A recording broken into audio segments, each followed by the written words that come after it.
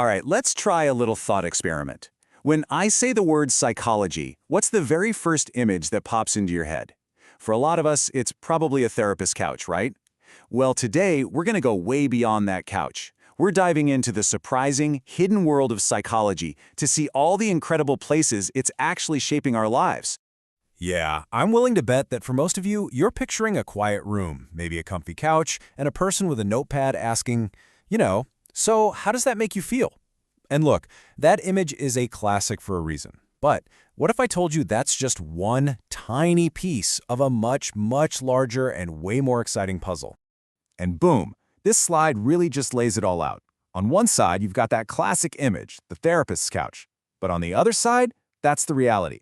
We're talking about psychologists working as crime scene analysts, helping to design the very apps on your phone to be more user-friendly, and even coaching professional sports teams to get that winning edge.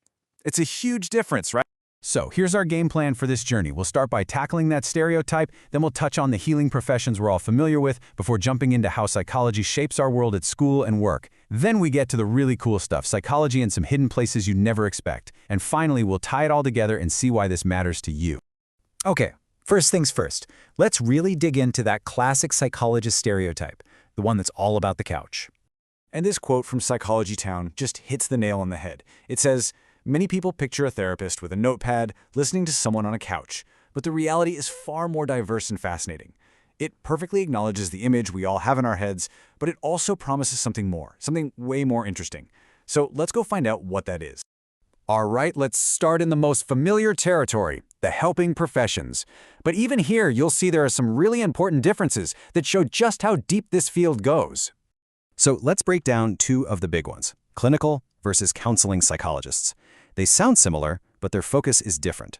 Clinical psychologists, on the one hand, tend to work with more severe mental health conditions. Think diagnosing and treating things like major depression or trauma. Counseling psychologists, on the other hand, often focus on helping people navigate those tough but common life challenges. Like a college student feeling totally lost about their career path, or someone trying to manage crazy levels of stress at a competitive job. Both are absolutely vital, they just tackle different parts of the human experience. So to really nail down what a clinical psychologist does, think of them as diagnosticians. They're experts in assessment. They don't just listen. They use scientifically validated tools to identify specific mental health conditions. And from there, they build these really tailored treatment plans to help people manage and, ultimately, overcome those challenges. Okay, so we've seen the individual focus. Now let's zoom out and see how psychology shapes the very institutions we live in. Because it's not just happening in a clinic, it's in our schools and our workplaces too. Let's talk about school psychologists. Think back to when you were in school. These are the folks working behind the scenes with literally everyone, students, teachers, parents, to make sure the learning environment is as supportive and effective as it can be. And what does that actually look like day to day? Well, they're the ones who might identify a learning disability like ADHD that's holding a student back.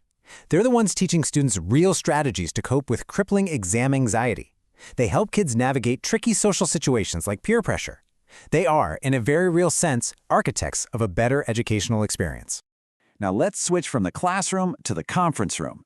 Have you ever heard of an IO psychologist? It stands for industrial and organizational. And trust me, these people are game changers. They take all those principles of human behavior and apply them directly to the workplace, making companies run better and, honestly, making them better places for us to work. And their impact is everywhere. They're the brains behind developing fair hiring processes, so the best person gets the job. They design training programs that actually work, that actually teach you skills. They're crucial in building a positive company culture where people don't dread Monday mornings. From improving how teams communicate to tackling the huge issue of work-life balance, their work touches almost every part of our professional lives. Okay, now we're getting into the really unexpected stuff. Let's pull back the curtain and look at some of the places where you would never think a psychologist would be. So how can psychology help solve a crime?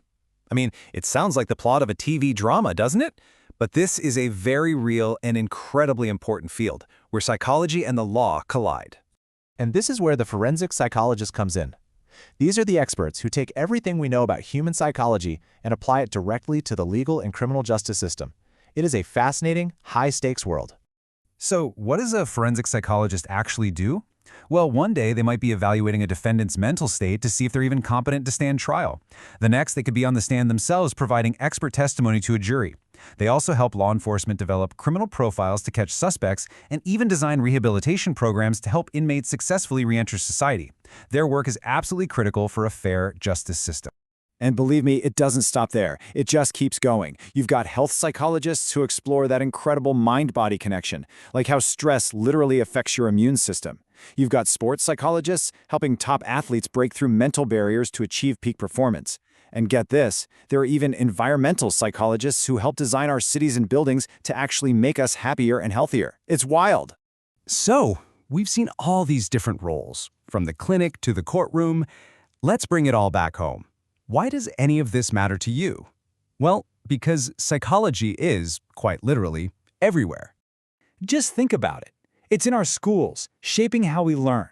It's at our jobs, improving how we work together. It's in our justice system, striving for fairness.